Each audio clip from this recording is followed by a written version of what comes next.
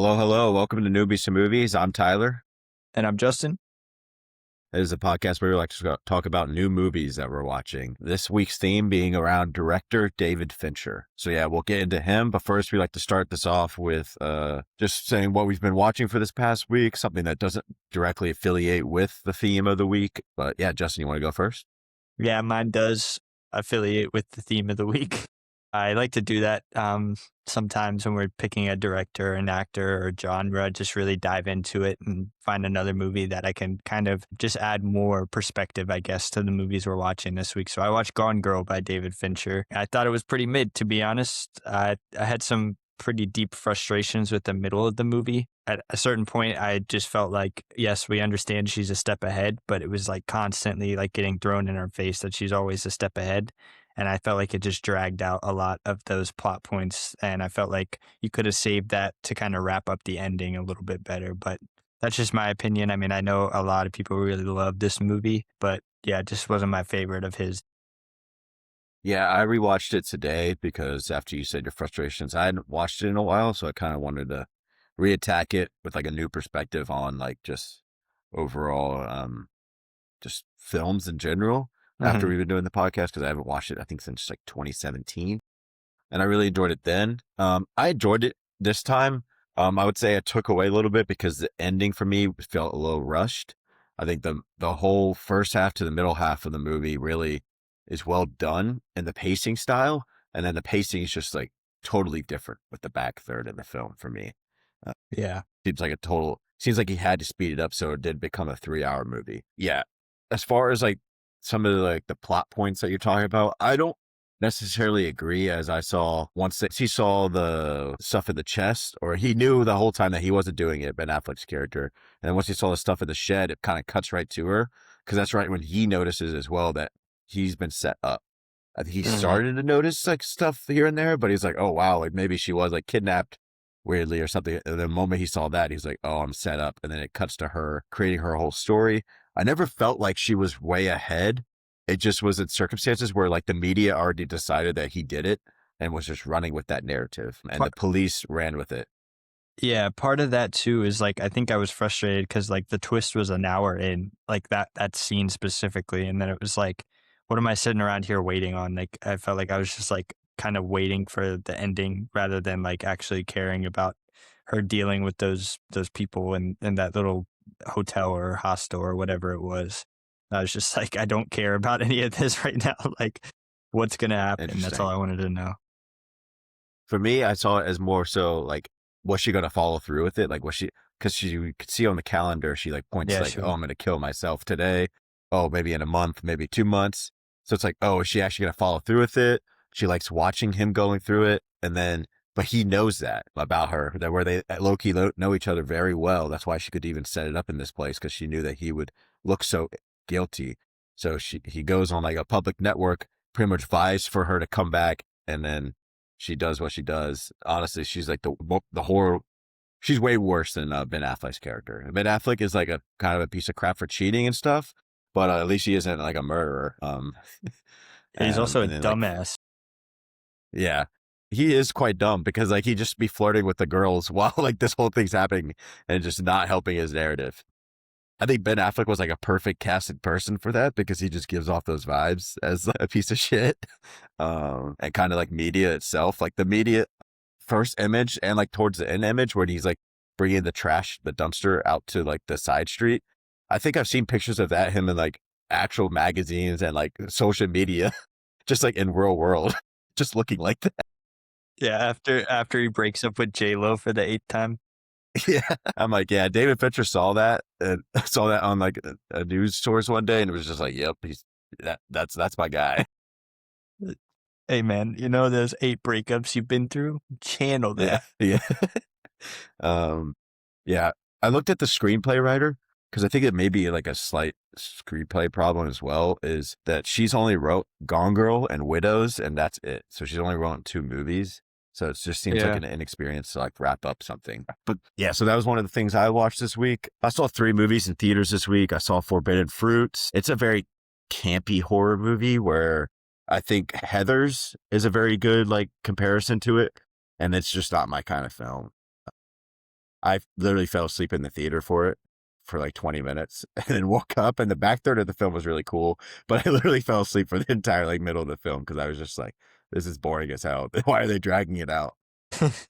It follows like these slight witchcraft of like these workers in like an H&M kind of store where they just upprice it and they just put random prices on it. And I think it's well acted. It's just like, it's not my kind of movie. Saw Super Mario Galaxy movie. Everyone is gonna bring their kids to watch it this next week or month.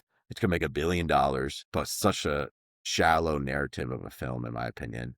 To where Yeah. like what I like about Pixar movies so much is that they like teach a theme to kids as they're watching the film, and it's like drives that theme home throughout the film. While this one is just action set after action set, and it's like fast food or like candy while you're doing it, and like but Yeah. like nothing burger afterwards, or like you can't like go home with your kid and be like, oh, what did you think about this? It's like a dinosaur eating somebody and pooping out an egg. Yeah, it's like, unfortunately, this is what happens. Like, they know they don't have to put much effort into certain things because they know how much money it's going to make, right? So you can just cut it. And like the first one was like a pretty decent plot, I felt like. I haven't seen the second one yet, but unfortunately, yeah, this is where a lot of the big franchises go, i.e., Despicable Me and Minions. Yeah, that's just, I think my favorite animated films always drives home a theme. While I feel like this was like a nothing burger of a theme. It's like, oh yeah, they're Yeah. just saving another princess. And then the other film I saw Thursday night was The Drama, a new film with Zendaya and Robert Pattinson. I'm gonna not spoil it. There's just a twist that happens pretty early in the film. So with your review of Gone Girl being too early, I don't think that it's the same thing, because I think this is more of a character study film than anything. Mm-hmm. I think it's gonna be probably the most divisive film of the year. Yeah, I've seen some reviews where people really feel one way or the other about it. Really great performances. I recommend just seeing it. But if you get easily triggered, we shouldn't go see it. Yeah. That's all I'm going to try to say without giving it too much away, because I think it's so far my favorite movie of the year because it was just very intriguing, and I really like the performances too. I think it's cool that two big actors who are going to be like two of the biggest movies this year in Odyssey, Spider-Man, and Dune are doing movies like that too. Yeah. So they're not just like trying to do blockbusters only. They're also going out of their way. Yeah, cool. Cool. Next what we're going to do is, sorry, I think that was Echo. Amazon Echo. I think next we're going to do like the connection game of movies, but this time me and Justin picked a movie each, and we're going to try to connect them. So before we started, I got on Letterboxd and scrolled, and it just happened to be a top 5 movie of mine that I landed my finger on. Do you want me to tell you now? Yeah. Okay, Fantastic Mr. Fox is my movie. Okay. What's your movie? I don't think there's any connection to this because mine is Men in Black, the first one. Jesus.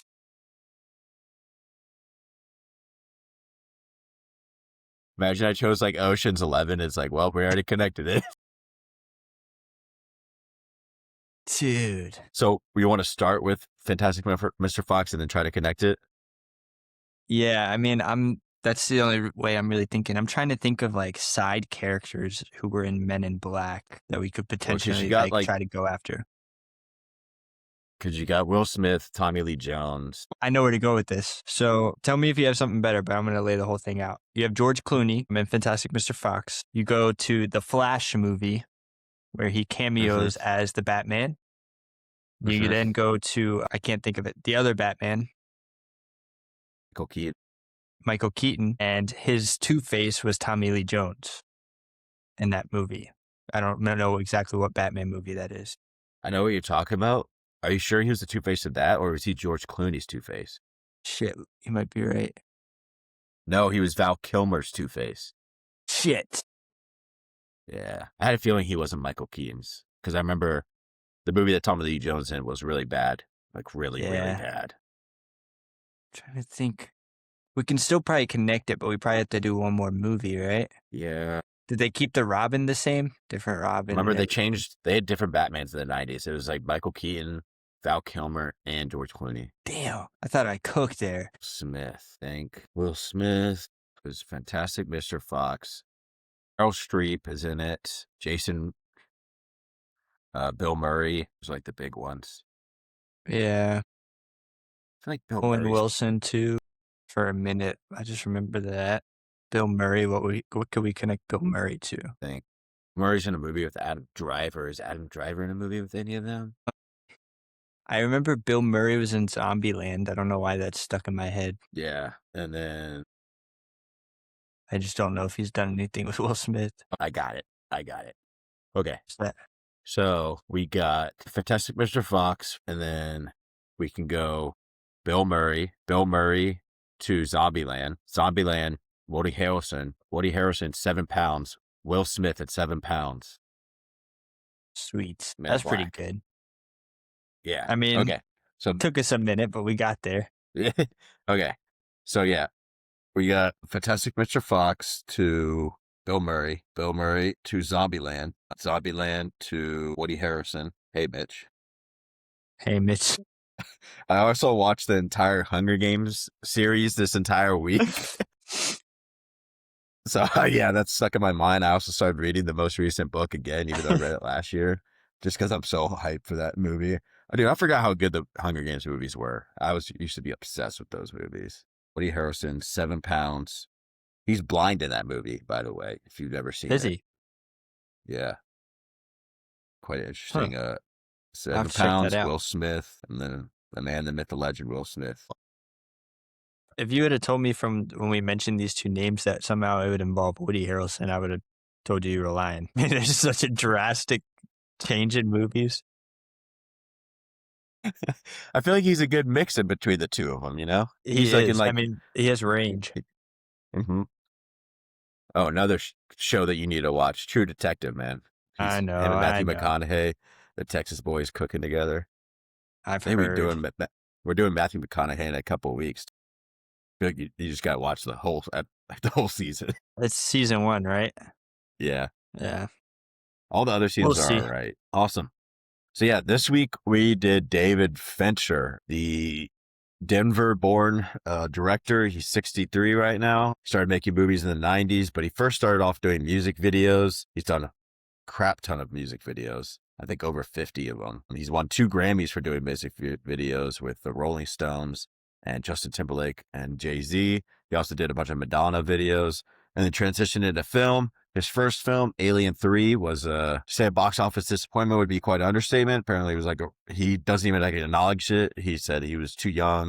He said he wasn't ready. But then right after that, he came back with a punch and came out with 7 right after that, which we are doing this week. And then from 7, he did The Game with Michael Douglas, and then did Fight Club with Brad Pitt again, but as well as Edward Norton. Panic Room right after that with Jodie Foster, Zodiac, just a crazy cast on that. RDJ, Mark Ruffalo, and Jake Gyllenhaal. And then Curious Case of Benjamin Button, another one with Brad Pitt. The Social Network, one of the best films of all time, in my opinion. The Girl with the Dragon Tattoo. The other movie we're doing this week, Gone Girl, Mank, The Killer. And then more recent movie that has a to be determined release date because they said it originally was set to release in November. The Adventures of Cliff Booth, his collaboration with Quentin Tarantino, and another collaboration with Brad Pitt. What's your first thought of David Fincher as a director, Justin? Yeah. I mean, you think about, I really only got into him past couple of months, honestly, when I watched Fight Club, but I have seen Social Network and I have seen Zodiac before getting into him. So I didn't really think directly very dark director, but after watching the movies this week combined with Gone Girl and Fight Club, definitely a dark director. He's not scared to push very uncomfortable buttons with a lot of people. And I think that's ballsy. I think he kind of throws the status quo out the window and he's like, if the plot, needs it, he's going to put it in the movie, no matter how dark. Yeah. It's interesting, like the 2 films that you saw before. Social Network is probably his lightest film, I would say, about darkness and like theme wise, just because it's based off, one is a direct adaptation of like a book, as well as a lot of his stuff in the 2010s were, but it's also like about somebody that we know of, like a true story. The rest of these are like kind of made up stories. The Zodiac as well is a true story, but yeah, it's quite interesting. I agree with you where he's like a very dark tone person, and he's not afraid of a director to like show you something you don't want to see right in front of your face. Seven is like such a good example. I haven't seen Alien 3, but Seven, like there's just so many like brutal like murders that they just show you Yeah. right to your face, which hopefully we can get into how they were able to film that or like the set design of it all, because it's quite intriguing. Yeah, I really like him as a director because of that, but he's also like known for thrillers. Like somehow he made The Social Network itself feel like a thriller film, even though you know what's going to happen the entire Yes. film. I think that's the beauty of that kind of film for me. And then The Girl with the Dragon Tattoo and The Seven this week are very similar films because they're both going after serial killers, but two drastically different ways of going after them. Yeah, and I mean, you know, we talked about, you know, seeing the murders in Seven, but even The Girl with the Dragon Tattoo, I mean, that movie showed some very explicit sexual confrontation that I know a lot of people probably weren't happy with seeing on the big screen. No, I think it's his most dark tonally film, especially like all the visuals. I think is by far the darkest that I've seen. Unless like one of the three that I haven't seen are darker, which I'd be Yeah. surprised by just based off of the synopsis of them. Wow. I did Yeah. not expect to watch that. I'm glad I didn't Yeah. watch it on the plane ride because that I think yeah, that would not have been a good look. But yeah. I'm looking forward to Adventures of Cliff Booth just to see because I really liked Once Upon a Time in Hollywood. Mhm. It's just interesting because the script is direct adaptation with Quentin Tarantino, and you have David Fincher, and then you have a re-collaboration with Brad Pitt, but just seems like a lot of nuances that if it works out, it could be really good, but I could also see this being really, really bad. Well, yeah, I mean, we've done case studies basically on them both to this point, and, you know, very thrilling movies from both of them. So to be able to see, you know, what makes it, and are we going to watch a scene of that movie and be like, oh, that's like definitely feels more like Tarantino, or are we going to be like, oh, that feels more like Fincher? And you know, throughout the whole Yeah. movie, what are we gonna feel kind of overpower the other? Yeah, it's quite interesting because Tarantino's like he's the main screenplay writer, and then Mhm. Fincher likes to do like a full synopsis into like the background of stuff when he directs. He also does crazy takes. Like he does like 70 takes, sometimes averaging per like scene. That's why some actors really don't like working with him or get really frustrated with him. I got high hopes for it, but I'm not coming with the high expectations with Adventures of Cliff Booth just because two very clashing, I think, personalities of film coming together. So who knows? Maybe it works really well. Maybe it doesn't. Yeah. But cool. The first film that we're going to do is Seven. Came out in 1995. And Justin, go ahead. Yeah, I was very excited to watch this film this week because I always see the memes. You know, what's in the box, that whole thing. Yeah. I've always wanted to know what's in the box, so that's why I was happy to write about this one. Yeah. So yeah, getting straight into the plot. Two detectives in search of a serial killer who seem to be the serial killers clearly, you know, making nods and references to the seven deadly sins. Morgan Freeman's character, Detective William Somerset, is on his final week of the force, but he feels like he's drawn back into this case. And at the same time, he's training Brad Pitt's character, David Mills, his very cocky, naive replacement, in a hunt for the maniac. I'm going to talk about spoilers. I thought it was really cool that it was Kevin Spacey. I mean, we've seen Kevin Spacey be a really good bad guy so many times, but yeah, really crazy plot, really throws you for a loop multiple times, but keeps you intrigued throughout the whole plot. And I don't want to say compare it to Gone Girl, but I like having it attached to the seven deadly sins because you kind of know where you're at, right? By the third one, you're like, all right, it's go time. Like if they don't start getting on this, it's going to be bad for everybody, right? You're really involved in the plot. And so I give the plot a 9. Yeah. I really enjoyed this plot. You can see he directly talks about like a couple of other films in the 60s being kind of inspirations for him with this film. But you can see a lot of films nowadays that are direct inspirations from Seven. Specific shout out to the Batman. Almost, you could say like almost scene Yeah. by scene is very similar to Seven. Yeah. Just like the tonal differences, the way that the clues are itself. Thought that was really interesting also. I saw Seven a while back, I think right after I saw Gone Girl, because I really liked Gone Girl. And then I was like, he also did this movie. Let me check it out.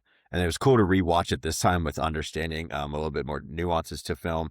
And I liked it even better than I liked it the first time. Yeah, the plot for me really, whenever you pair like an old cop that wants to retire, but he's seeing like the most difficult case he's ever seen in his entire career, with the naive cop that wants to just prove himself, but then becomes addicted to it, I feel like that's always a good combination. And then Kevin Spacey just fits the narrative of who John Doe is right Mhm. away. Yeah, I mean, getting into characters, I gave it a 10. I think these characters are so perfectly drawn out.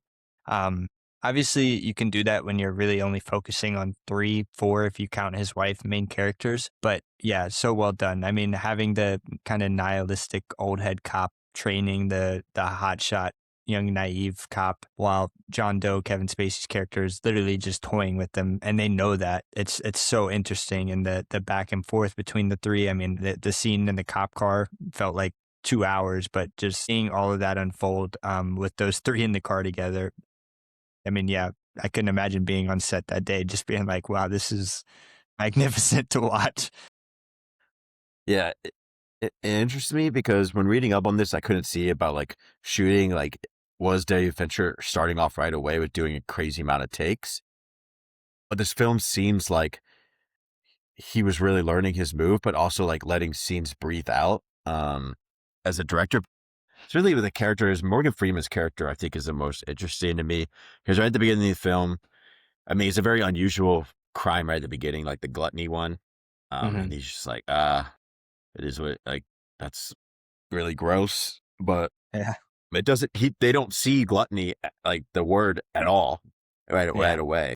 It's once they see greed that he's like, and then he like really starts doing research, and he's just like, wait a second, and then he finds it at the first one, and then they bring it all together, because Somerset is the one that finds it, and the whole movie is also really careful of Mills because you can see Mills being really emotional about it rather Mm. than like strategic about it, and that's what ends up getting him at the end of the day, his emotions, and Hmm. the reason why John Doe even goes after him in the first place. Yeah, no, and I'm gonna skip to dialogue, kind of, talking about Morgan Freeman's character here. I gave it a 10. My favorite quote was when he said, Ernest Hemingway once wrote, "The world is a fine place and worth fighting for." And I agree with the second part. I thought that was a perfect description of his character. He feels like he's constantly trying to roll the ball up the hill, but it's never going to reach the peak. He's been Hmm. there his whole life fighting for the city, and he just knows that it's always crumbling down around him. Yeah, I also think that line itself feeds into Fincher as a director. I think that Mm. he really is nihilistic and looks at the world, the darker parts of the world and people itself. But then he also shows character that have upside, that are worth fighting for, and that there is some upside in this world, but there is very dark points as well. So yeah, I think that's an interesting thing to point out. Yeah, and the scene too with Morgan Freeman and Gwyneth Paltrow, especially talking about bringing a baby into this cruel world, that was really really deep. He wanted to motivate her, and you could tell there was like a internal struggle with him. He wanted her to have the baby, but he also knew that he would never do it himself because of how bad he feels about this world, which is so interesting, and so interesting to see him have that internal struggle. Yeah. I, and then like the whole final scene, like the last 30 minutes to me is like probably one of the perfect like thriller scenes of all time, just because the tension is building up and you're like, where are they going? Like, what are they showing them to? The music adds to it as well. Once we get into like how it adds to like the thrilling and like the eeriness of the film, but like the back and forth between Mills and John Doe, and you can see Mills is getting under his skin, or Doe is getting under his skin. Mills is trying to get under his skin, but then Doe like just kind of reminds himself why he's doing it all because he thinks he's like this savior of sorts. But then Somerset has a good line in the film where he's like, if we catch John Doe and he turns out to be the devil, I mean, if he's Satan himself, that might live up to our expectations, but he's not the devil. He's just a man. Hmm. Yeah. So, That's so interesting to think about it that way too. Like, because even us as the viewer, half the movie we're waiting to see this guy, and no matter what it is, we're going to be kind of disappointed, right? Because it isn't the yeah. devil. It's not this big mysterious creature that's just doing this for no unknown reason. It's just a man with a motive. And he's not this intimidating figure. Yeah. another movie that we did, Usual Suspects, he's like the least intimidating guy in that film. And yet he's the person that did it in both films as this least intimidating guy, that just an everyday guy that wouldn't really stand out. Yeah, exactly. Getting into cinematography, I gave it a 9. I thought it was so well done. And over the past 2 weeks, I've talked about specifically gray movies. This is how you do a gray movie. You take the color gray and you add in certain colors. I really noticed yellow is a big one, especially in that end scene. The city really felt like Gotham, and they really added that gray, navy blue, black feel, which was so interesting. And I couldn't find anything on what the actual, I know they shot in LA, but what the actual city was in the story, I don't think there's intended to be an actual city, but it just looked like a very grim, kind of down city, regardless of where you were in the city. And the shots were amazing because of that. Yeah. Again, I just want to go back to like his whole, like kind of all of his movies, because I think a lot of his movies kind of look like this. Yeah. Obviously, like the more advanced cameras, the clearer it looks. But even his other films are very not bright colored, like Blade Runner or Spielberg-y, where it's like very fun looking, but it's very gray with adding in colors and nuance. Very similar to Prisoners, I would say, in the way Mhm. that they use gray effectively. And then, yeah, kind of rolling with that, set design, very murky color palette, like we kind of talked about with the cinematography, but the urban landscape was done really well. I think of that scene when they go to his apartment. It felt very claustrophobic running around each corner, especially because you just see a guy come up the stairs and start firing. You're like, holy shit, he's not here to run. He's here to kill. Yeah. Always raining. It is pretty much Gotham. But Yeah. yeah, I thought the set design was pretty great and suggests a very long history of crime, which kind of just put that in the viewer's mind from the very beginning, right? With Morgan Freeman's character, but also just you never know what's around every corner in that city. Yeah. It's quite interesting because it was mainly filmed in Los Angeles, but it feels like Chicago vibes, also Seattle because of all the rain. Yeah, very much Gotham like, just another direct adaptation to where like I think the Batman like they just straight up like I want to say copy, but like it's huge inspiration from Seven. Yeah, dude, like I didn't even put that together till you said it, but I started thinking, I was like, oh, Kevin Spacey as the Riddler would be like really good. Yeah, Like that I was mean pretty much him. I would argue like Paul Dano is the Kevin Spacey of like the 2010s and on, like Yeah, very I mean similar that's kind of actor. yeah.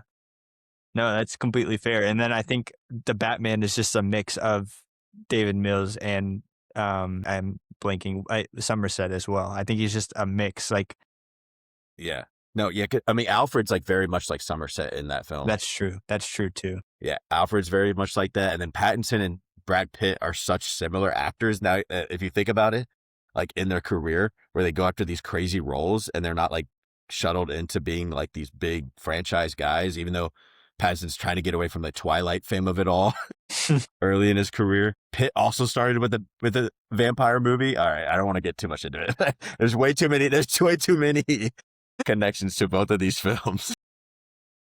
Yeah, I never noticed that. I'll have to dig into that more after the show. But getting into acting, I think Brad Pitt really stood out here, especially some of the best scenes were definitely the ones at the end with you seeing the emotions come out over him. But also Morgan Freeman. You know, he wasn't his typical like father figure Morgan Freeman here. He was definitely a nihilist who didn't want anything to do with this young guy.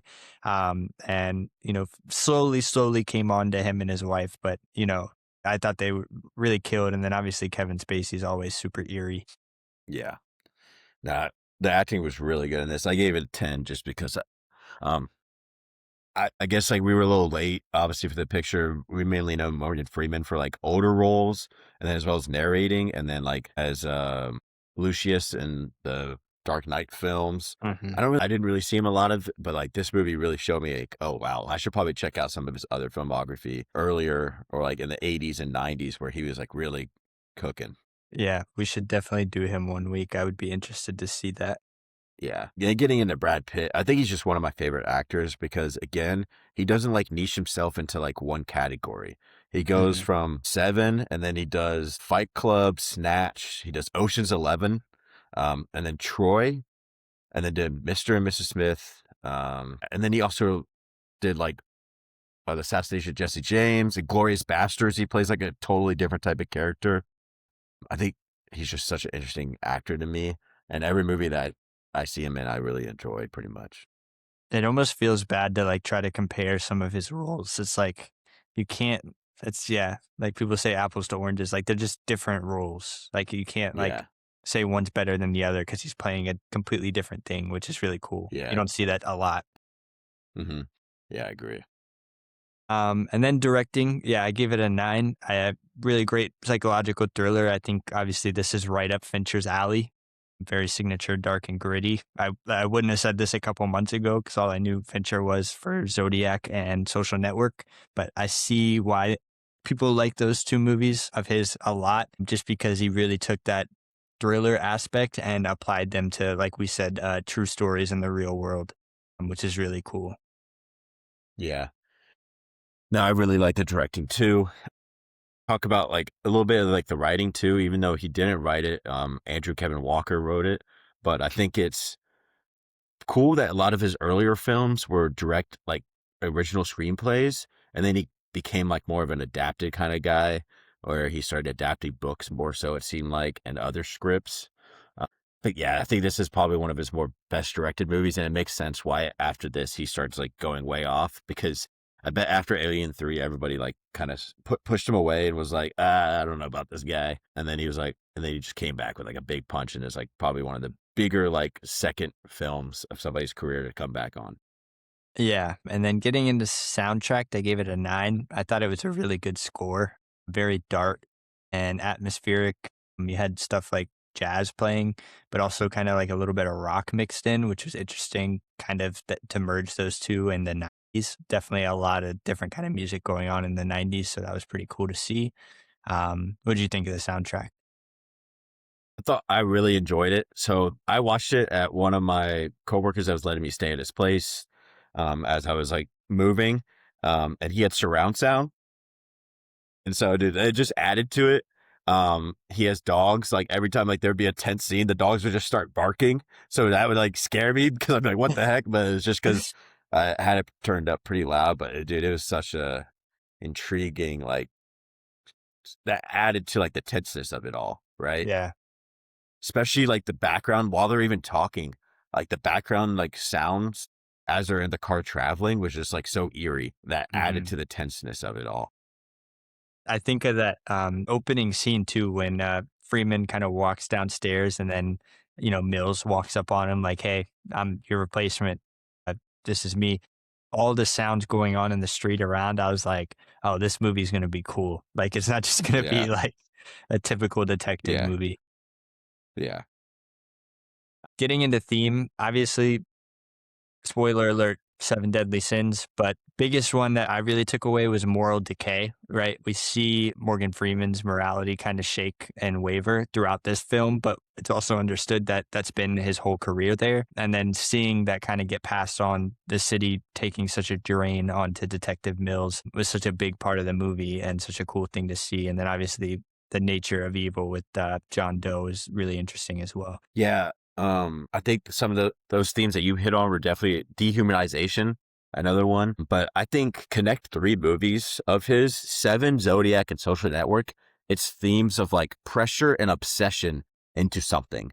And they really dive deep into like obsession about like figuring something out or being good at something, because that's really what Mills wants to do. He wants to solve the case, but he also wants to show out because he's replacing this guy, and he's like, "Oh, I'll take it. I'll take it." Yeah. Being like He's got to the make a name for downfall. himself. Yeah, being the downfall of those main characters. So I think obsession is another key theme of this. Yeah. Getting into editing, I gave it a 9. Directed by David Fincher, edited by Richard Francis Bruce. Very intense, motivated, and subliminal. Very dark. I read something about calling a bleach bypass visual style.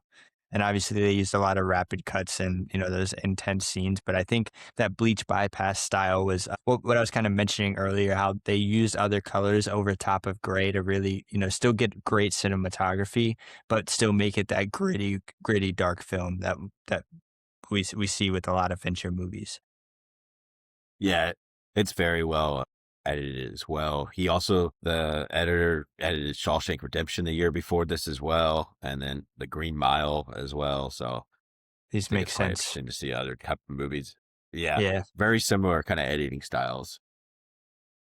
And then, yeah, overall score, I gave it a 9.2 out of 10 or a 92. I really enjoyed this movie. Lived up to every expectation I had. Was sad to see what was in the box, but yeah. Yeah, that's crazy that I literally have the same rating, 9.2 out of 10 or 92 out of 100. Yeah, I really enjoyed this film. Anything above a 90 is a 5-star film for me. I feel like if you get above a 90, after all these categories, you deserve to be recognized for being a 5-star film. You can see it influences a lot of movies after it. Uh, yeah, we didn't really even talk about Gwyneth Paltrow because she's low. She's not really in the film all that much, but she's such a big name actress now where like Yeah. you could spot her out. And it's just like the saddest part of the movie by far, where he like fits right into his plan. Yeah. And What I a mean, it was tentful pretty scene though. tragic that, she really didn't want to be there, but she was there, like supporting him, but also wanted to get on with their life, have kids and everything like that. And then, yeah, Yeah. Especially like after like the whole scene with Morgan Freeman. Without that scene, you don't really know anything about her or would yeah, really even care. But that like adds so much context to it all. exactly. Okay. And then the second movie they did this week was Girl with the Dragon Tattoo. This is a 2011 film, direct adaptation of the novel by Stieg Larsson, starring Daniel Craig as a journalist and Rooney Mara as the girl with the dragon tattoo. But really, it starts with these films on two opposite sides. Obvious gets in trouble, you could say. Pretty much needs to step away from a bit from being a journalist. And he gets hired by this really rich family trying to solve a 40-year mystery about what he thinks is a murder of his niece. And then from there, he like goes down this rabbit hole of trying to figure it out. While Rooney Mara is like this cyber expert, really good on the computer, pretty much. But it follows, but she's stuck into this contract set with money. She gets out of it in a certain way that we could discuss, which is like one of the most disturbing scenes that you could see what happens to her, but then also what she does back to him as just, I mean, he deserved it all. But, Yeah. and then it kind of leads off into them finally meeting each other, but they already know each other because he finds her because she's the one that screwed him over in the first place, hacking into his computer and showing stuff. But then it leads to like pretty much them trying to find a serial killer. They find out who it is, but it's not exactly what they expect. With that being said, I gave the plot 8 because for the first 30 minutes or 45, I was just kind of confused. So where are we? What's going on? I feel like this movie didn't give a lot of like exposition for you to like kind of like get used to the film. It was just like right from the jump, like right getting into it where you're like, wait a second, what? Yeah.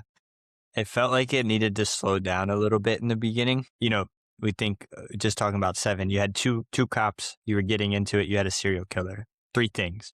This movie starts out with the girl doing the spying on Daniel Craig's character, who was upset with another lawyer. Then you had the lady that he was cheating on. Oh no, he was, screwing, but she was cheating on her husband with him. It became a mess really fast, and it made the rest of the movie a little bit harder to track just because you came in Yeah. so hot with that many things going on. I think the beginning of the movie was more complex than like the rest of it. Once Yeah. they got to like the cabin, or he got to the cabin, and then like she got her way out of what she was in. For me, like I could track that film really well, and I Yeah, thought the that was good. second and third, the second and third parts of the film I actually really enjoyed.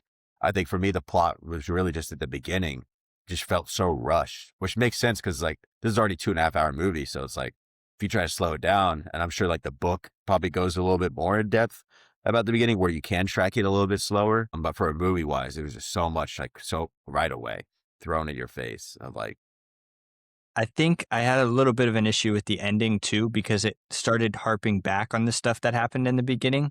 And then the end was yeah, super rushed too. All of a sudden she's hacking into this guy's bank account, stealing his illegal money because she knows that he can't do anything about it. That happens in like 10 minutes. She's across all of Europe. And I'm Yeah. like, what the hell just happened?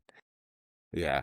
Well, yeah, she does like these side quests where she's Yeah. just doing that for the last couple minutes. Feels a little bit rushed, but it also felt like the plan was to have a second movie. That's what it felt like it was leaning up to. David Fincher is famous for not doing sequels. He doesn't do sequels of his kind of movies. He's a auteur, so he does his own movies. He doesn't do seconds of it. He doesn't do long standing things like some other directors. But I mean, this is like a 3 film. I think there's a bunch of books of this. So I guess like you can adapt it, but you can't stay too much off the script of when you adapt something as popular as a book. Because apparently this was like a bestseller for like years. This was like one of the biggest movies or one of the biggest books in the world. But So he doesn't do yeah, sequels, but he'll do other people's sequels. yeah, that's hey, Netflix money apparently talks. He needs to get out of Netflix. I feel like that's one of the bigger things that I want to bring out of this as well. I think he needs to get out of the handholds of Netflix. I feel like that with most directors though that are stuck with them. Characters, I gave it 8 out of 10 because the lead two, for me, I mean, Lisbeth Salander, the girl with the dragon tattoo. I think they barely say her name in the film. One greatly acted, but such an interesting character. Yeah. She's kind of just like a badass. She is like the name title of the film, but also she like doesn't let anybody control over her after like the whole thing goes down. It kind of sets off to be like this really like intimidating character. And then like this romanticness between them, between her and Blomkvist when he's like clearly like 20 something years older than her is quite interesting. It makes Yeah. sense because they're like solving something and she went through his computer and figured out that like she was doing it for a job, but also figured out that he's actually not a bad person by any means. Yeah.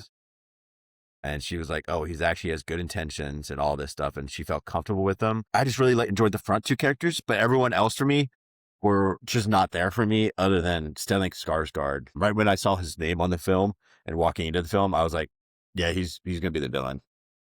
Well, yeah, I had a little bit of an issue with that too, because I was like, nobody else in this entire family, it's a big family now, is like a well-known actor. You have the Yeah. two main people, and then you have him just randomly there. I'm like, there's no way he's not the bad guy. Yeah. Yeah. It was either going to be him or somehow be Christopher Plummer, the guy that brought him out there. But I was like, no way they would do that. Yeah. But yeah, I was just like, that's a problem with some of these films. Is like, if it's a big name actor, sometimes you're like, all right, it's definitely going to be that. Like, why would they make, if you're going to bring him in, you may as well make him do something. Like, you got to make him do something big. I guess that's the beauty of Knives Out. They just hire a bunch of big name actors, and then you got to figure it out after. Yeah.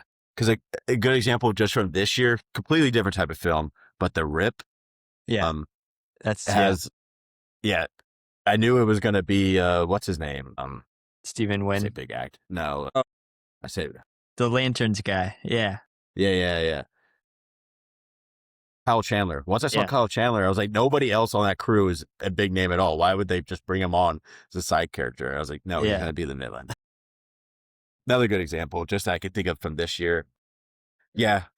That was my slight problem with the characters. Other than that, again, I think Rooney Mara as the girl with the dragon tattoo was really cool character. Part of my review of this film was like, they could make this film like every other year and like a different kind of like scene together or just revolved around her interacting with things, and I'd probably watch it and I'd be locked in just because I think she's such an intriguing character. It's kind of just a badass. Very intriguing character. Cinematography, I gave it 8. Very similar cinematography to all of his films, to where you add like the snowiness to it because they're in like Norway, Sweden. Yeah, one of Close the enough. snowy ones. Yeah, it's close enough. And so overall, I thought the cinematography was good, but like nothing crazy special from him. Yeah. Different. Yeah, I mean, yeah, you really just make it that snowy kind of isolated town. I thought the shots of the bridge were cool, right? Because every time they go over that, you don't know if they're coming back across it, right? That's a big theme from Yeah. the beginning. But yeah, other than that, it's pretty good. Yeah. I think one thing to shout out about it was like all the flashback scenes were very bright yellow, kind of showing like that's when like the family was the happiest, I guess, or like when Plummer's character is and she is. And then the rest of the film's really dark. Yeah, I think it's meant to lead us there, right? Like, I feel like everything's okay, especially from the main guy's perspective. But really, he was just oblivious to everything going on behind the scenes, and that's what kind of led to everything happening. Yeah. So dialogue, I gave a 8 out of 10 too. I think this adds to like the problem with the plot, where I think at the beginning there's just so much being said, and at the end there's so much being like said through news coverage Hmm. without actual characters talking. To you're supposed to just like pick up on the plot, where it's just like, okay, there's a lot happening from Yeah, beginning and end for the dialogue. It kind of for me, I had to take down some points just because of that. Even though I think some parts in the middle of the film, and specifically like between Skarsgård character Martin, was very well, like really good lines. The line where he's like, "Let me ask you something. Why don't people trust their instincts when they sense something is wrong? Someone is walking too close behind them. You knew something was wrong, but you came back into the house. Did I force you? Did I drag you in? No. All I had to do was offer you a drink." It's hard to believe that the fear of offending can be stronger than the fear of pain, but you know what? It is. And they always come willingly, as he starts like bragging. And it kind of leads into him bragging about being able to kill all the people that he killed, yeah, all the women. A chilling scene that like, you're like, I mean, he's not wrong. yeah. Like people sometimes don't trust their instincts. And that is how sadly a lot of murders do happen. People not trusting like their basic instincts or gut feeling. Yeah, no, I mean, he was really great, especially in that ending there. Be would have wished for like 5 more minutes of him being that crazy psychopath. And you could have taken out 5 minutes of the stuff that happened at the beginning and the end, because I'm not gonna lie, I'm still a little lost on what happened. I mean, I understand what happened, just like the order of events and why it happened. Yeah, it kind of sent me, but other than that, it was pretty good. Acting, I gave a 9 out of 10. Mainly just a shout out to Rooney Mara. I'm not really familiar with her all that much. I know she's at the beginning of Social Network and then barely in the film from then. And I really haven't seen anything else with her. And she was outstanding in this film. Like she is like the film, like Yeah. the standout. Daniel Craig's always really good at everything he is. I don't know how he finds these like such niche roles, but he's James Bond and then does this, and then now he's in Knives Out, being like such like a outlandish character. He's probably one of the more slept on like big name actors, I would say. Yeah. Yeah, I was gonna say, like, I told Mad when we were watching it, I was like, "Damn, if I had a penny for every time he solved a murder mystery." I'd only have 4, but it's just, like, odd that it happened way before, like, Knives Out was, like, a big thing. And it depends on if you count the James Bond films as Yeah. murder mysteries, because like sometimes they are. That one kind of is too. I guess he's just like has that face of somebody that's going to solve something. It felt like a Knives Out mystery movie too, like, the guy takes him there, explains everything that happened, and he has to, like, go and investigate each individual character. I was like, "Okay, he must have really liked doing this movie 'cause, he's still doing it." Yeah. And then they come back and not because Christopher Plummer is also in Knives Out. Yeah.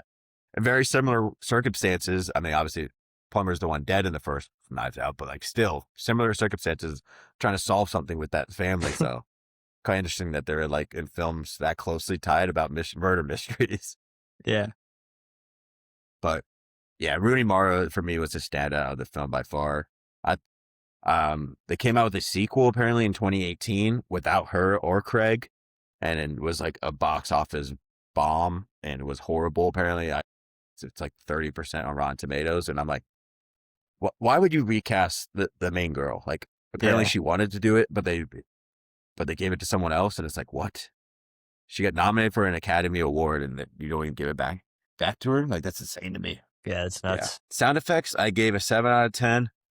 What was really cool about Seven and his movie Social Network, Zodiac, and parts of Fight Club, I think are his like sound design in the films, where I feel like this was not like a crucial part to the film and a standout to me necessarily compared to those films where they're big standouts. Yeah, no, I agree. I mean, everything was like kind of average. I feel like the box office, or sorry, the budget for this might have been a little bit smaller. It just felt that way. Nothing too crazy when it came to explosions, the car chases, anything like that. So maybe that was just me, or maybe it went to the cast. But other than that, I think that was a big part of it as well. Yeah, it just seems at this point, like this was a movie that he obviously cared about because he chose it and it was a direct adaptation. Compared to some of his other films where you feel the love a little bit more tense with it, Yeah. compared to this one where I don't feel it as much. I will say that the music is by the same guys that do the Social Network as well, so that was quite interesting. They actually do a lot of films with him, I think. Let me look this up real quick to see what other films they've done. Yeah, so they did Social Network, Gone Girl. They also did with him. Uh, in '90s, they did as well. So they did that movie. They did Mank. They did Soul as well. Uh, Challengers, which has a really good score, and they're doing The Adventures of Clint Booth. Maybe this film, just coming off a Social Network, not the same kind of energy. Maybe Yeah. on set design, I gave it 8 just because. I mean, it is a very icy town. I think they filmed most of this in Sweden itself. Then or actually no, they filmed most of it in Germany, and then at the Stockholm like market, they actually like filmed a bunch of scenes there, which is quite interesting. Cool. Cool. Yeah, I thought it looked pretty good. I mean, looked like Northern Europe. So Yep, awesome. Directing, I gave it 9 out of 10 to where I don't think many directors could like directly adaptate this well with how dark this film is. hmm This kind of like adaptation of a book seemed kind of made for him, and it makes sense why the second one wasn't very well because man, he fits right into those dark themes. I mean, showing on a screen, like it's rated R, but like Loki, like maybe this should have been NC-17 because they straight up like show this very graphic movie. So like if you guys want to watch it, just know coming into it, like there's a straight up like rape scene, and then there's another rape scene with her raping him back, very graphic. Shows at the end with like tattoos and all that. yeah, The video, like all the pictures that they show of all the murder victims as well, is super graphic. yeah, Again, I think that his most graphic film by far. yeah. I was not expecting it, and I mean the first initial scene of rape, I was like, wow. I mean, it takes you back. Yeah. Yeah. It's a hard watch. And again, talks to him about as a director where a lot of his films, he's just not afraid to show you what you don't want to see if he thinks it adds something to it. Because it does add something to her character. It explains why she is the way she is, how protective she is about herself, and really second guessing of any men in her life. Yeah, and then that's why I found it really interesting, like not how easy she was, but she was the one that came on to Daniel Craig's character, and it's because Yeah. she knew everything about him already, right? So she didn't need to like solve something or be like not trust him. It's because she knew everything she could possibly know. There's nothing that he could hide. hmm um, Editing, I gave a 7 out of 10. I think this adds up to like the same thing with the sound effects where like nothing crazy special, especially for a guy where I think a lot of his editing is very special in his movies. It could be like the editor itself, a new guy to work with, but it didn't seem like the same amount of care as a lot of his other films editing wise. Yeah, again, like I said, it feels like this movie was a little bit lower budget too, maybe, or something like that. Just seemed a little bit less intense editing, I guess you could say. Yeah. I think it was like 90 million budget for, because I listened to like one podcast and they said this was like one of his blank check films after it was like this and The Curious Case of Benjamin Button were kind of films that they were they're adaptations of like kind of famous books, and they were like, "Oh, here you go. Here's a lot of money. Make it happen," kind of thing. Yeah. You're David Fincher, but yeah. Themes, I gave a 7 out of 10. You got themes of usual Fincher themes of like cynical of the world, dark themes, and then just a murder mystery kind of thing of like, and then trust as well, where she starts to trust him. And at the film, he kind of breaks that trust because he gets back with Robin Wright's character, and then she sees that and then throws away the present that she got him. And you just family trauma and how it affects everything as well was kind of explored. But yeah, Yeah, I mean, not like huge themes that stood out. It was definitely reliant on that murder mystery type feel. But yeah, like you said, especially with her character, the family trauma really came over her. And then the failure of public systems too, like childcare, foster care that she had been through. We could tell how much had gone through bad on that, but also the failure of the media, right? Which we see a lot in his movies. We didn't really talk about in Seven, but it's a big thing in Gone Girl as well. Just kind of how the media interprets the world around it and kind of paints a picture for what they want everybody to see. Now, that's interesting to bring up the media because I didn't really think about that. A lot of his films, media is a big part. Uh, I mean, think about Zodiac. Like, media Yeah. is like the whole film. It's like coming from like the newspaper trying to figure it out, and how media kind of fails him. Maybe if they don't release those letters, who knows if the Zodiac killer what happens at that point? But they release it Mhm. to the public. Social Network. Literally, the entire film is based on like the uproot of social media. So I think media is another really interesting thing to look at in his filmmaking. Yeah. Yeah. Yeah, the trailer with Adventures of Clint Booth started off with like a commercial, Yeah. also a source of media. So And interesting then thing to. obviously Gone Girl, we see how the media can just kind of paint a picture for everything. Fight Club is not directly tied to the media, but it's about overthrowing the system and the media, and kind of doing that. But yeah, Yeah, definitely he's a rebel against the system, I would say. yeah, awesome. So overall, I gave it 7.9 out of 10 or 79 out of 100. Seems like a lower score, but like it's just still a 4-star film for me, a little lower 4-star film because I definitely enjoyed a lot of parts to this. I just think there's some like niche things to pick out and stuff that I didn't like. I'm only laughing because I gave it an 8.0. We were literally point 0.1 off.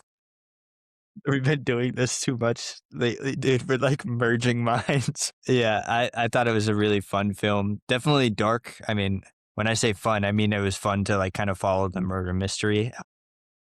Fun to watch a lot of the scenes, but like you said, he's not scared to do it. He's not scared to put something in that you don't want to see to make you feel that emotion of kind of resentment of even watching it. But it Mhm. was really good. Yeah. Well, awesome. Um, so yeah, that was like kind of wraps up like the David Fincher talk of these two films. And we're going to try to quickly get through like a ranking of 8 of his films.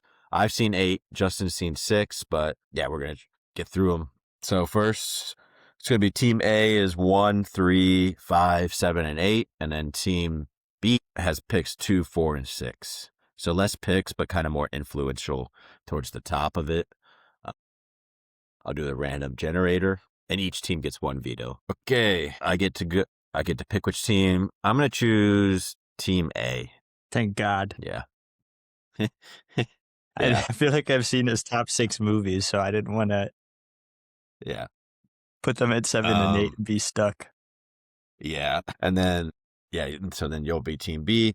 Okay, so at number 8, I'm gonna go with The Curious Case of Benjamin Button. Before we start, we are not gonna rate or rank because we haven't seen them. The Game, which other one? Give me 1 second. The Game, Alien 3, Mank, and The Killer. We haven't seen those 4, so we're not gonna rank them. But cool.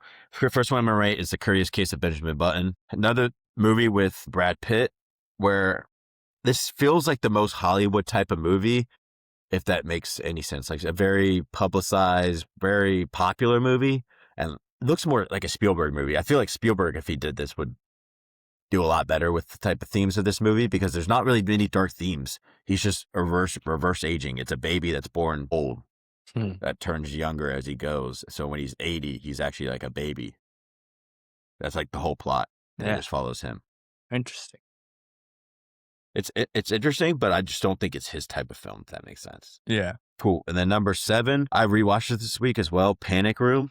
I think it's a fun watch, but there's just so many different wrong parts with this movie, in my opinion. Pretty good cast as like Jodie Foster, and then young Kristen Stewart and Forrest Whitaker, and then the man, the myth, the legend, Jared Leto is also in it.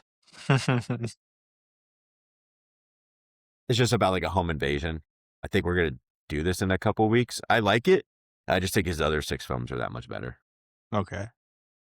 Yeah. I still gave it a 4 stars. But Cool. cool. All right. Number 6, I'm taking Gone Girl here. Yeah, that's what I thought you would do. Let's see if what I want to do. Yeah, fuck it. People Nah. gonna be Yeah, mad. Gone Girl's fine here. Yeah, Okay. Gone Girl's fine here. Yeah, I just wasn't a big fan of it, especially compared to the movies we watched this week. Really, I just like The Girl with the Dragon Tattoo a lot more. Gone Girl, I just felt like it kind of dragged in the middle, like I said. Um, yeah, I just wasn't a fan of the overarching story, honestly, that much either. It didn't have me that intrigued throughout the middle of the movie. And for number 5, I'm gonna go with probably not popular pick, Fight Club. Interesting. I'm gonna veto that one. Okay, that's what I thought. I'm a fan of that movie. I think it's really good. I think the twist is really good. I know we can't really watch it again and have that experience for the first time, but I still really Yeah. enjoy it. Okay, then from here, I'm gonna go with The Girl with the Dragon Tattoo. Yeah, I think that's right. Cool. Where are you going with number 4? Number 4, that's where I have Fight Club. Okay. I couldn't let you take that Oh, over dang. that one. It's just quite interesting that you wanted to veto it just for one spot. Yeah, I mean, yeah, I think you'll see why here in a minute. Okay. Yeah, I like Fight Club. I only watched it a couple weeks ago. Unfortunately, the twist was spoiled for me before, so I knew like what to keep an eye out for. Um, yeah, spoiler alert. He's both guys. Yeah. It's in his head. And so, yeah, but I still thought the main premise of the movie was really interesting. The idea of kind of having a fight club and then turning that into this kind of socio-economic revolution was very interesting to me. Okay. Interesting. Yeah, kind of. For me, number 3, I'm gonna go Zodiac. I really like Zodiac. It feels like such a long film though.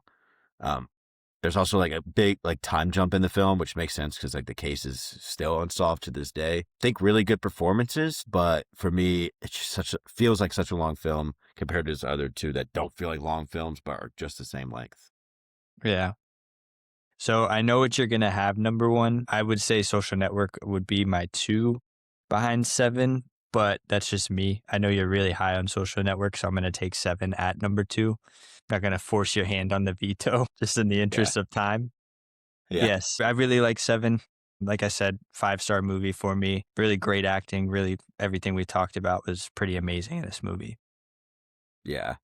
Yeah, we already talked about 7 a lot. Really enjoyed it. And then number 1, Social Network. Yeah, for me, it's just like, I mean, you know how much I like it. It's like probably one of my 4 favorite films of all time.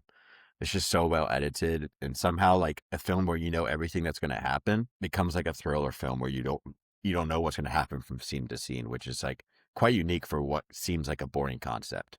Because a lot of other Steve Jobs films, which like a lot of people compared Mark Zuckerberg and Steve Jobs very similar, to me are really boring, and then somehow Social Network is like not boring at all to me. Yeah. No, it is an interesting plot and, you know, hope to see what they do here with the second one, but Yes, same writer, just he's the director too. No Fincher, so it'll be quite interesting. yeah. Especially because it's going to come out very similar time as The Adventures of Cliff Booth. So it'll be interesting to see which one is more successful. Mhm. Cool. Now we're going to try something new, where we're going to like look up ChatGPT to create us like a very basic thriller concept on the fly.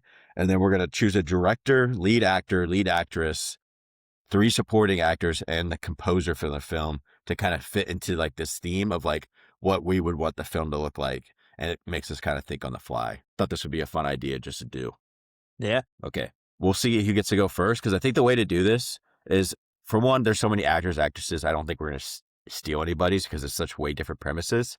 Is that Yeah. we just choose one premise and then that person just gets to go down and choose Yeah. what they want for each one and explain why, rather Yeah. than us going back and forth. Cool.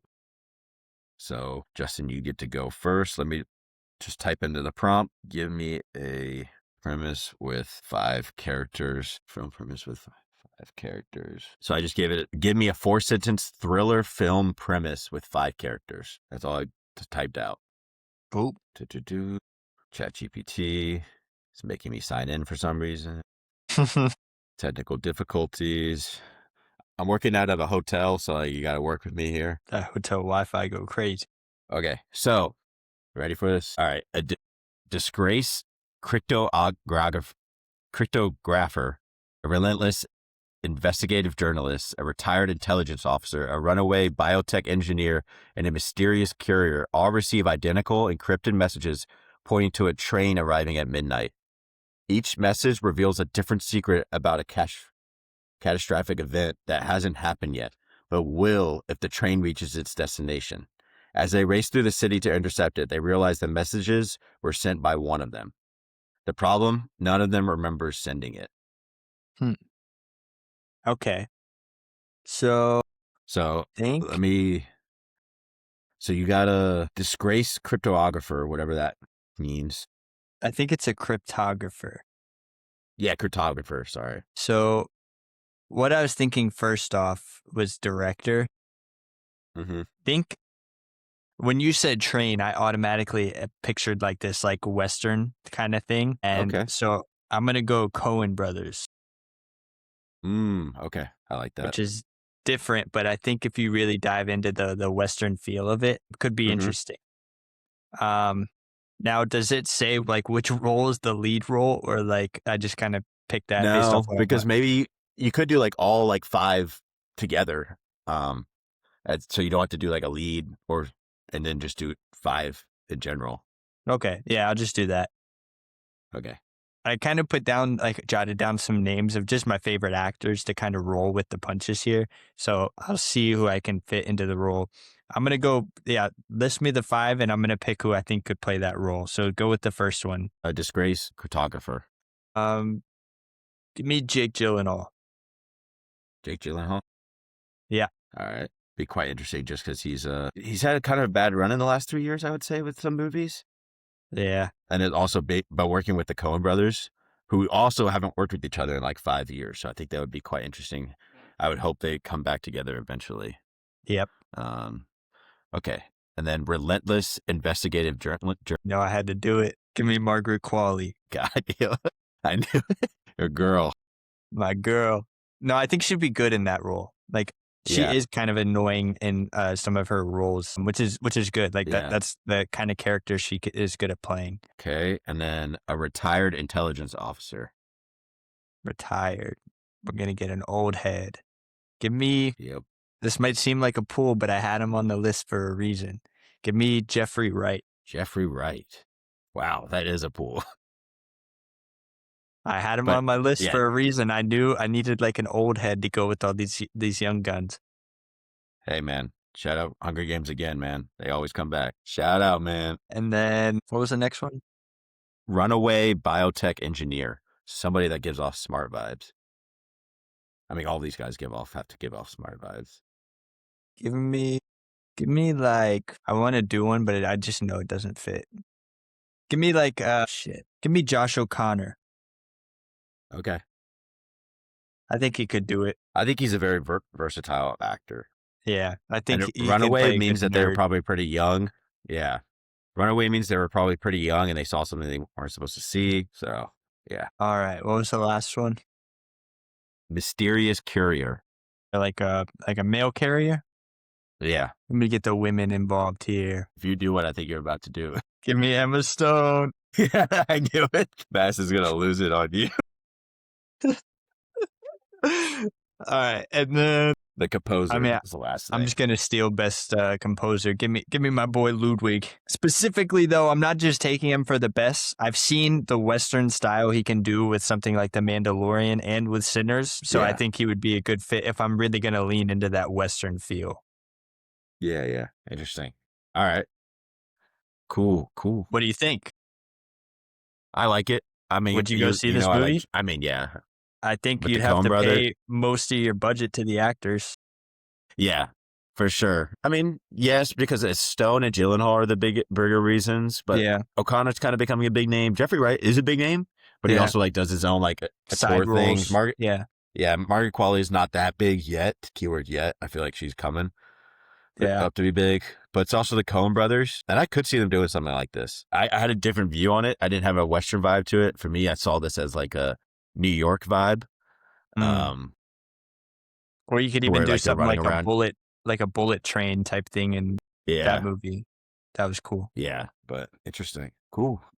5 strangers, a skeptical paramedic, and I'll read these through again. A disgraced priest, a true crime podcaster, a night shift motel clerk, and a runaway teenager are drawn to the same abandoned roadside motel after receiving calls from loved ones who died years ago. Inside, the rooms rearrange themselves, and each hallway leads to a memory that they've spent their lives trying to bury.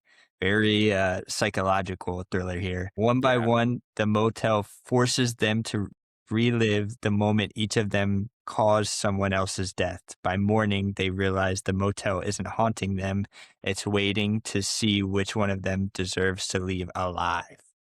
Very Shining vibes. Very, This yeah, straight up gives off Saw vibes. yeah, Like just straight up. very dark. ChatGPT said, "All right, you want a Saw film? Here you go." This Yeah, but also even gives off then, M Night. like I'm like forced to relive these like really like freaky things that happen to them. I'm getting like Shining. I don't know. Maybe that's just me. Yeah. We got to do a live directors. We can't Yeah. do some tomfoolery and be like, "All right, Kubrick, come on back." Nah, man, go with what you feel here. So I'm gonna give you. Go ahead, pick a director. What vibe does this give you? Mm, Give me one second. Director. This gives very much horror vibes, and I feel like it needs to be a horror movie. So give me a second. I was gonna say there's a low hanging fruit here too. Yeah, I know. Yeah, he hasn't come up with an idea lately, and like he's one of my favorite horror directors. So I'm gonna go with Jordan Peele. Okay, there you go. Who are you I was thinking? thinking, I was thinking you could just get away with doing Fincher. I mean, his shit is really dark, but if you really Yeah, want but to I don't dive think. into horror, Yeah, I want it to be a little scary, and I like Peele, and I think he could do something like this. okay. I think I think he could do a pretty crazy one. All right. And then Alrighty. who's your skeptical paramedic? All right. So I have a list also of actors and actresses. Paramedic.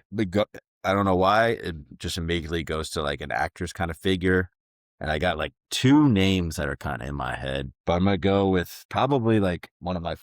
Yeah, I'm gonna go with the Queen herself, Florence Pugh. Yep, that's good. I had her Yeah. on my list too, but nothing really fit for me. Yeah, yeah, I think she would be good as like a paramedic kind of vibe, being skeptical about it as well.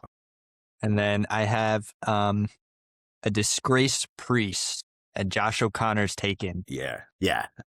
I'm thinking older kind of vibe for this one. Could take the other priest from that movie.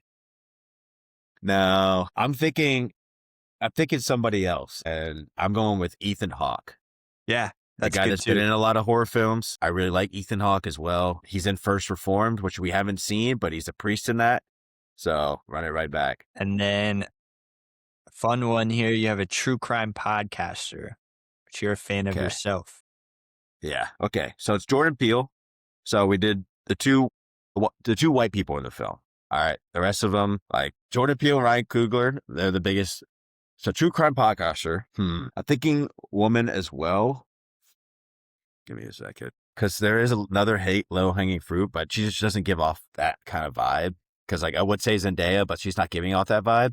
But you know who does and who's also worked with him Jordan before? Peele. Keke Palmer. Yeah, I was gonna say that. I thought that was your low hanging fruit, dude. She totally gives Yeah. that vibe. Yeah. Keke Palmer definitely would be good because she would like add like a comedic team to it Yeah. as well. Yeah. All right. We have a night shift motel clerk. They haven't worked together yet. And I feel like it's a match made in heaven. And I feel like this would show different type of range for this actor that just won an Oscar, Michael B. Jordan. Okay. Okay. I was thinking like, Doesn't seem like a usual role of his, but yeah, I was thinking Daniel Kaluuya at first, but I was like, he's already done a lot of movies, Jordan Peele. Another way too low hanging of a fruit. I was thinking somebody like Stephen Wynn. That would be interesting. Yeah. Yeah. But yeah, Michael B. Jordan's a cool one too. And then the last one, we have a runaway teenager. So shoot young here. Shoot playing 15, 16. Yeah. And I can't do like a Stranger Things thing where like they're actually like 23. I because I mean, really had you Caleb. could. I had Caleb McLaughlin as like the first one, like because I really like him, but Yeah, he doesn't look like a teenager anymore. Sadly, not anymore. this is hard because I don't actually know many that young. I don't know how old she is, but I know you're a big fan of somebody, and I think you're gonna be mad if you forget about her. No, I think I know who you're thinking about. He Yeah, also too doesn't look old. that young. Yeah, I think. Yeah, this is hard because it's like you want him to be actually like kind of young. How old is he? Oh yeah, there we go. He's 21, but he could still give off like an 18 vibe, 19, because it says teenager. Yeah, yeah. Who is it? Miles Can. Yeah, He yeah. was in Sinners. Yeah, Yeah, that'd be a good one. yeah, awesome. And then the Cool, cool. composer, I'm thinking horror vibes. So I'm going to go. So his name is Michael Giacchio. Yeah, Yeah. And I he know who that did The is. Batman. He did Up, The Dawn of the Apes. And I feel like he could really do a really well, like, horror movie. Like, it Think already it's is kind of vibes. I think it's Italian. I think it's Giacchiano. Gacciano. Okay. Make sure to try to spell that right. Awesome. So I went more for like a horror vibe while you were more Yeah. Western No, that vibe. was cool. Yeah. Yeah.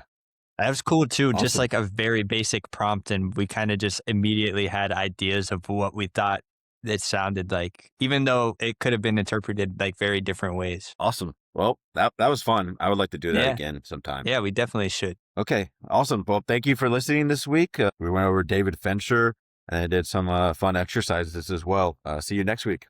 See ya.